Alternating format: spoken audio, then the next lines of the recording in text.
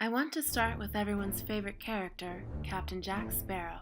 Although a trickster and periodically dishonest, Jack is witty, cunning, brave, fun-loving, and free. He embodies characteristics that make me think of Leo and the Sun. Our Sun is what all other planets circumnavigate around. It is the center of our personal universe, and like the Sun, Leos are considered to be leaders, who most are inspired to follow. The Sun, and thus Leo, are associated with the heart and bravery, which is what allows them to be such compassionate and magnanimous leaders, symbolically speaking. The heart in Western culture is often associated with emotionality and flights of fancy. However, in Eastern spiritualities, such as Shambhala and Buddhism, it is the mind that is associated with emotionality and fantasy. It is the heart that is associated with inner knowing and truth, unhindered by the constant barrage of endless thoughts and preoccupations. The heart is associated with morality and the act of care. For these reasons, another symbol for the heart is the compass, which is why Jack is always associated with it. The second Pirates of the Caribbean movie is centered around Beckett and the East India Trading Company. The movie opens with Beckett arresting Elizabeth and Will because they aided Jack in committing crimes against the crown and empire, and their punishment is death. Elizabeth's father called him Commodore Beckett, and Beckett made a point of correcting him, saying, "It's Lord now." With this simple one-liner, we can see that Beckett has taken the role of an overlord, even though he's just the captain of the East India Trading Company, an international corporation. So here's a corporation which has linked itself to the government and arbitrarily makes up rules which are punishable by death if one disobeys its command. When speaking with Will in his office, Beckett tells him that he and Jack have left their mark on each other before. Will asked him what Jack ever did to Beckett to deserve punishment, and Beckett ignored this. Beckett continues that Jack Sparrow is a dying breed and must find his place in the new world as an employee or perish. Lord Beckett also expresses that he wants Jack's compass.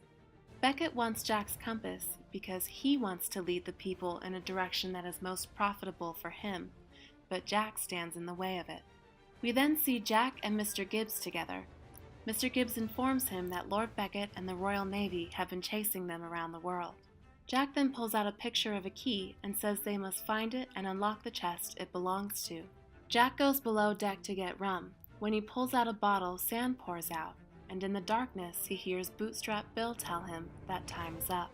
Sand in a bottle is symbolic for an hourglass, which is time. Bootstrap apologized to Jack for his part in the mutiny and that he stood up for him, but everything got worse after that. He ended up at the bottom of the ocean.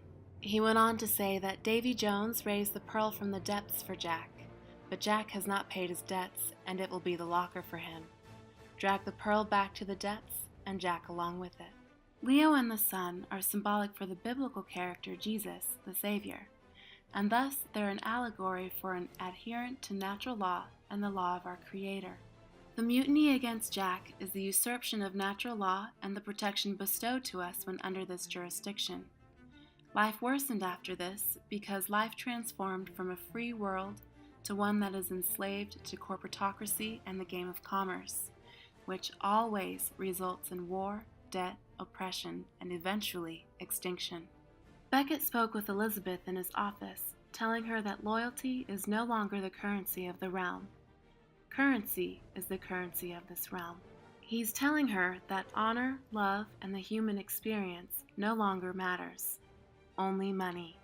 Davy Jones's locker is a debtor's prison under maritime law, where one cannot leave and is forced to work endlessly to pay off a debt that never ends. As I've stated in the previous episode, America is considered a ship.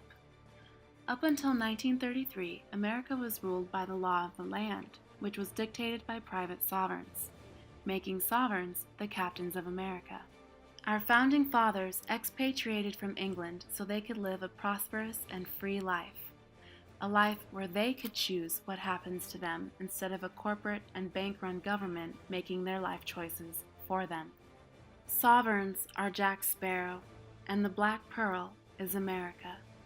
Since her conception, America has been bankrupt 5 times, and she is indebted to her foreign creditors, which is the Bank of England, and thus the Crown. Jack runs back on deck in a panic, making everyone work harder. He pulls out his compass, but it keeps spinning. He doesn't know what he wants anymore. Jack tells them to just head to any land. The only protection from maritime law is private land, until 1933. After his order to run away, the monkey took Captain Jack's hat and threw it overboard. The spinning compass, combined with him losing his hat, is symbolic for Jack not being a good leader to his crew. He is scared, cowardly, and indecisive. Will is deployed by Lord Beckett to go find Jack. He finds Mr. Gibbs and asks him what Jack is afraid of. Mr. Gibbs tells him that there is a beast in the ocean released by Davy Jones. The last thing you know is the reeking odor of 1,000 rotting corpses. But the key will spare him of that. Will, crew, and Jack head to the witch for assistance in finding the key. She tells them that the key belongs to a chest which contains Davy Jones's heart. Jones was a loving man of the sea until he was affected by the dichotomy of good and evil. He then carved out his heart, hiding it from the world, and is now unable to make port. In several of my earlier videos, I mentioned that America has two sides to the government, private and public.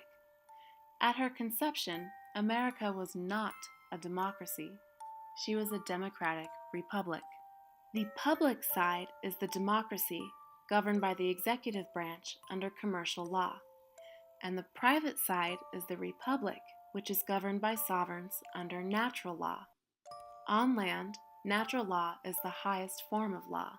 Before 1933, our judicial system respected the laws of the land, but now we live under the democracy, leaving only the cold, heartless world of commerce.